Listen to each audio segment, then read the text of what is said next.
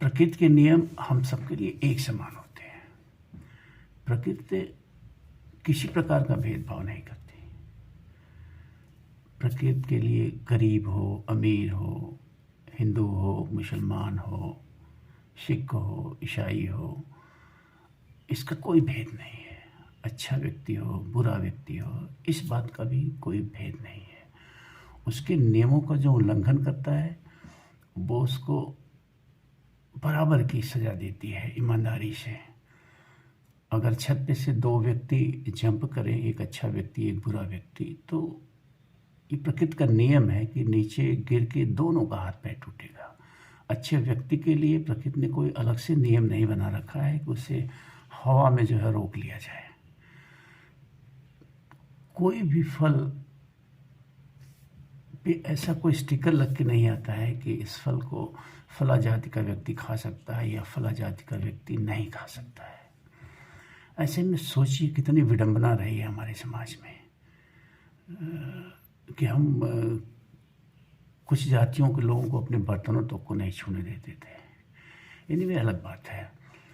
प्रकृति का जो नियम है यह भी प्रमाणित करता है कि कोई ईश्वरीय शक्ति नहीं है जो हमें संचालित कर रही है, कि वो बैठी हुई है और ये देख रही है कि ये व्यक्ति अच्छा व्यक्ति है और ये व्यक्ति बुरा व्यक्ति है।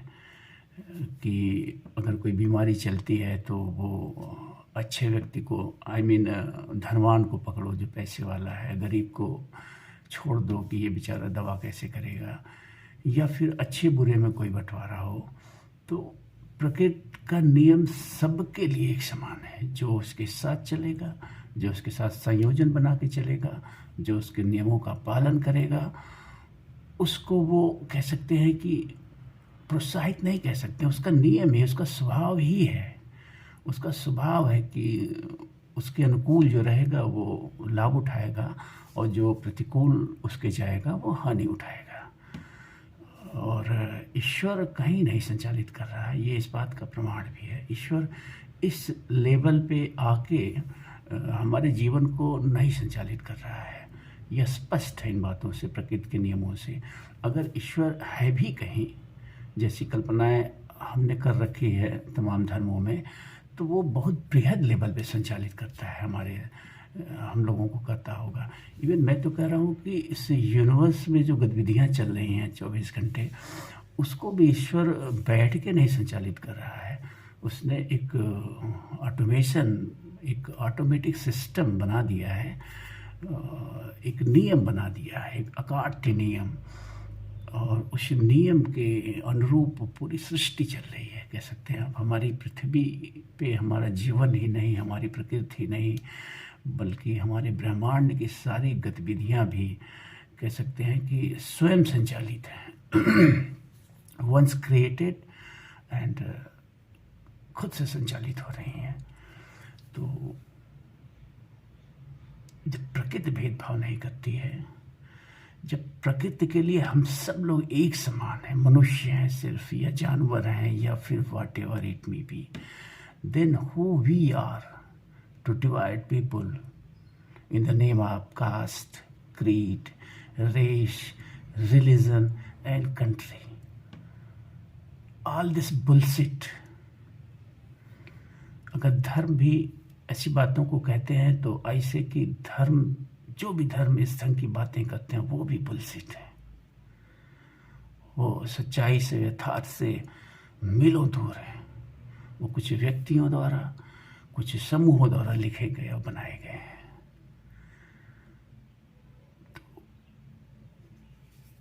Read the nature around you.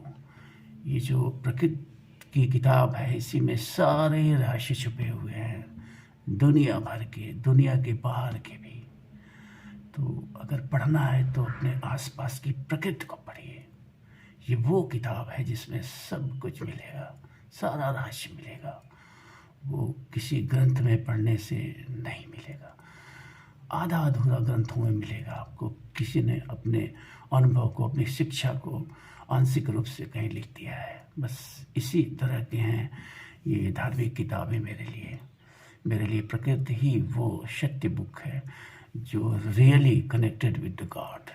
अगर ईश्वर से कनेक्टेड कोई ग्रंथ हमारे पास है, हमारी पहुंच में है, तो हमारी प्रकृति हमारे चारों तरफ की, ये फूल, ये नदियाँ, ये झरने, ये पहाड़, ये बादल, ये चिड़िया, ये तमाम प्रकार के क्रीचर क्रिएटेड बाय नेचर, इन सबको पढ़िए। हम जो है प्राय जो है एलियंस की बात करते हैं, we are looking for aliens, और ऐसा कहा जाता है कि एलियंस के मिलने के बाद बहुत बड़ी उपलब्धि हासिल होगी मानव जाति को।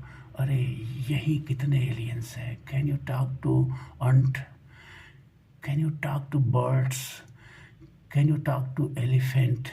जब हम आज तक हाथी की भाषा नहीं समझ पाते हैं, हम बात नहीं कर पाते हैं, हमारे जो तमाम कह सकते हैं कि साथ साथ जीवन पाने वाले जानवर हैं, जो अलग अलग वेश में हैं, अलग अलग डिस्यूज में हैं,